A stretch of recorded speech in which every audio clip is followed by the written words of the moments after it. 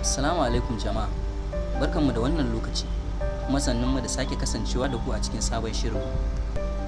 A yau za mu yi muku fashin baki akan wasu hotunan tsiraici da ake kyautata zaton jaruma Maryam yahaya ce suke ta yaduwa a kafafen sada zumunta. Amma kafin mu shiga cikin shirin, idan wannan ne zuwanka na farko wannan channel din, sai ka danna subscribe sannan ka danna alamar kararrawa.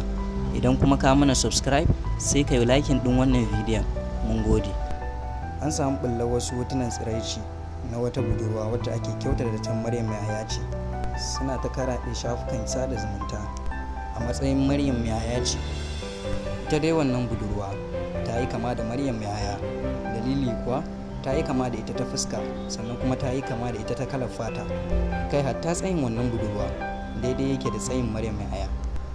To amma ba Maryam yahaya ɗin ba ce. Mutane da yawa sun yi zaton jaruma Maryam yahaya ce, sakamakon 'yan kwanakin baya da suka wuce an samu ɓullar bidiyon tsiraici na jaruma Maryam Booth, sannan kuma daga baya aka samu na jaruma Safara'u ta cikin shirin kwana 90.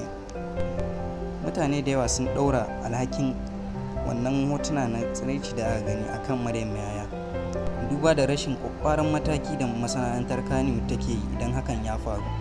Mu dai ba abin da za mu ce sai dai Allah ya kyauta. A nan ne muka kawo ƙarshen wannan shiri. Ku kasance da mu a kodayaushe ta hanyar danna subscribe, sannan ku danna alamar ƙararrawa, sannan ku yi liking ɗin wannan bidiyon. Mun gode.